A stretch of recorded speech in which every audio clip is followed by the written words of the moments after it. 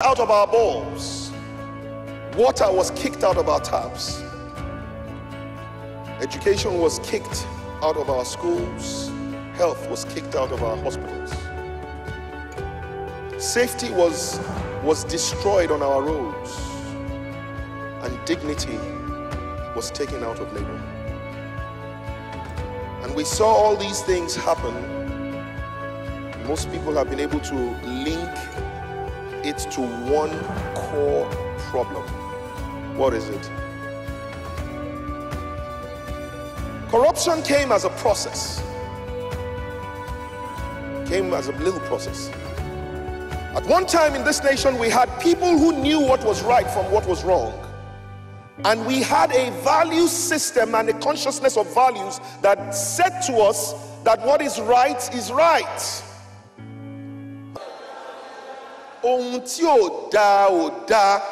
is that any vote for the APC or the PDP in this election is a wasted vote?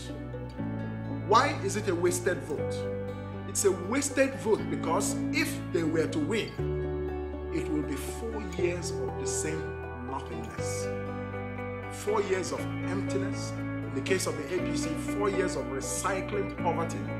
4 years of incompetence, 4 years of divisiveness and nepotism. In the case of the PDP, 4 years of the rich getting richer and the poor getting poorer. What you have as a nation today, what was started as a nation has become a business. Nigeria is not working for the people of Nigeria, it's working only for a few people that continue to enjoy at the expense of a majority.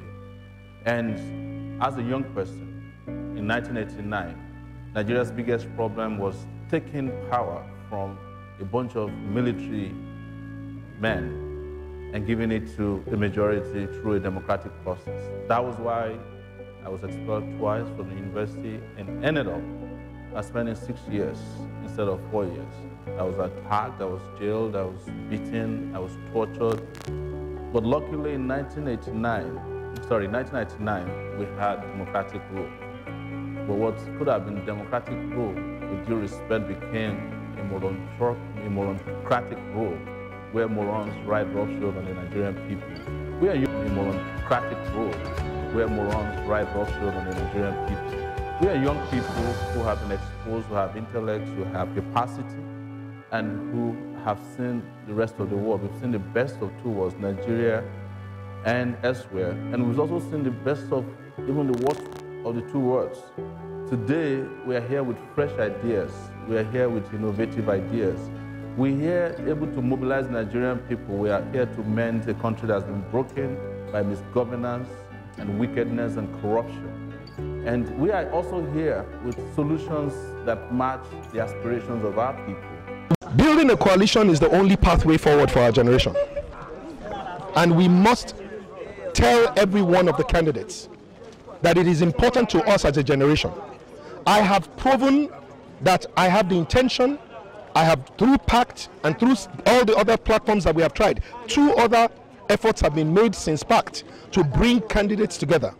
I have been at all of them, showing that I have good faith towards making sure that we get the coalition done. I believe that we need to go and start asking questions. Who are the people that are standing against the coalition? So that we can know who they are and we can call. Said severally that you would never be part of coalition. There's the coalition of united political parties. There's the presidential aspirants coming together, which initially was highly rumored that you were part of, but you came out publicly to say you had nothing to do about it. Nigerians are concerned about when we have bright ideas staggered. There are 91 parties. What is wrong for them to decide?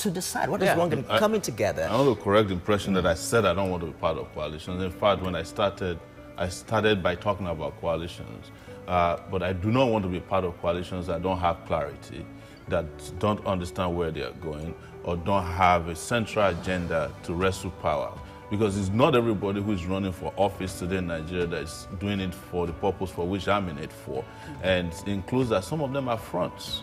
And when I met some of these young people, what I said to them is that before we form a coalition, let's weed out those who are serious and those who are not serious. And let us go for primaries in our respective parties, come back and have a coalition. And I was surprised that Kingsley fell for the initial plan, actually. You know, I have a lot of respect for Kingsley, but he went and joined PACT, and eventually he signed an MOU with them, and he lost. And when he discovered that he had lost to these guys because they played him, he bailed out of it. I didn't need to do that. The kind of coalition I wanted is the coalition that I have. And that is a coalition of Nigerians who are disenchanted, who are dissatisfied, who don't want to have anything to do with the past, who want to have a clean break from the past and move forward. So let me say it to you that we will still eventually come together. Okay. As a matter of fact, I am saying it that, you know, there will be a separation of men from boys and eventually of men from old men. Has incredible promise, but also incredible difficulties. It is gearing up for its next presidential election. Since the end of military rule in 1999, every Nigerian president has come from one of two major political parties. Enter now Oby Ezekwesili. She is an outsider. She's an anti-corruption activist who wants to become Nigeria's first female president. She co-founded Transparency International, the anti-corruption agency, and she spearheaded Bring Back Our Girls to free hundreds of schoolgirls kidnapped by the terrorist group Boko Haram. She also wants to help alleviate the massive income inequality amongst Nigerians. For example, only 5% of the population there is said to have health insurance. The rest, no matter how poor, have to pay or stay in hospital until they or their relatives can pay. I spoke to her recently between campaign stops to ask how she thinks she can make a dent against the current president and the former vice president, who are both running for president now. Oby Ezekwesili, welcome to the program. Thank you. Would I be right in saying that yours is a real long-shot candidacy? You're one of the smaller parties. The main established parties are kind of... The politics of failure, the politics of bad governance and bad leadership that has only produced dismal results, such that today Nigeria is the world capital of extreme poverty. It's totally unacceptable. That's what I intend to do, to disrupt this and build a nation that is based on prosperity, stability, cohesion, and equality of opportunity for our people. Okay, this down, because we have a graphic that shows that Nigeria has overtaken India as the world's greatest concentration of extreme poverty. 87 million Nigerians live in extreme poverty, and it's growing by 6 people per minute. I guess what everybody will want to know is this. Nigeria is known for rampant corruption. I mean, unbelievable amounts of corruption. It is also a really potentially rich state with all your oil, with all your natural resources. I mean, how is it possible that 87 million Nigerians live at the poverty line or below? It is what happens when there is bad governance. Bad governance is so endemic when there are no expectations of results from those that govern society, and therefore there's no demand for accountability. And even when there is demand for accountability, there's no incentive on the part of the people. Durotoye, and I am in agreement with other presidential aspirants that we will produce a consensus candidate. My name is Kingsley Moghalu. I have agreed with other presidential aspirants that we will produce a consensus candidate for a new order for our country. My name is Omoyele Sowore, and I've agreed with other young presidential aspirants to present a united front to defeat the old guards in Nigeria come 2019. For everything that's trending now, first up is really getting heated the politics, and what is happening is that presidential candidate of the ACPN, Oby Ezekwesili, has announced that she is stepping down from the presidential race. She made this known in a series of tweets on Thursday morning. She wrote, following the reaction of Nigerian citizens at home and abroad to the 2019 presidential debate held on Saturday, 19th of January, and after extensive consultations with leaders from various walks of life across the country over the past few days, she says, I have decided to step down from the presidential race and focus on helping to build a coalition for a viable alternative to the APC-PDP in the 2019 elections. This coalition for a viable alternative has now more than ever before become an urgent mission for and on behalf of the citizenry. But if you look at what she says, she has a good point, because she wants people to come together and not just present one candidate. Like a lot of people have been saying, there's a need to present a combination of one candidate to represent and disturb the ruling APC-PDP trend. But I can't wait to see what is going to come up and what is going to happen in this. I think it's too late, because at the end of the day, the identity with which they will finally emerge is not something that people will get very familiar with between now and February when the election comes up.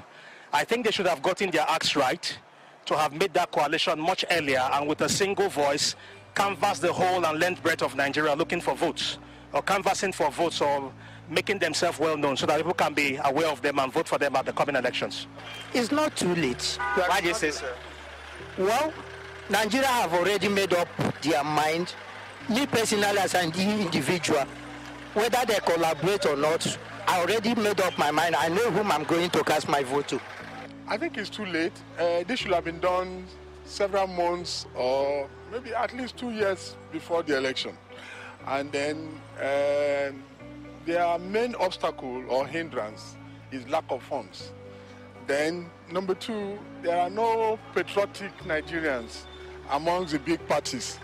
If, for example, the big parties have fielded a younger person, they will have been able to challenge the incumbent president. But as it is, everybody has been selfish, so it's rather too late. It's unfortunate.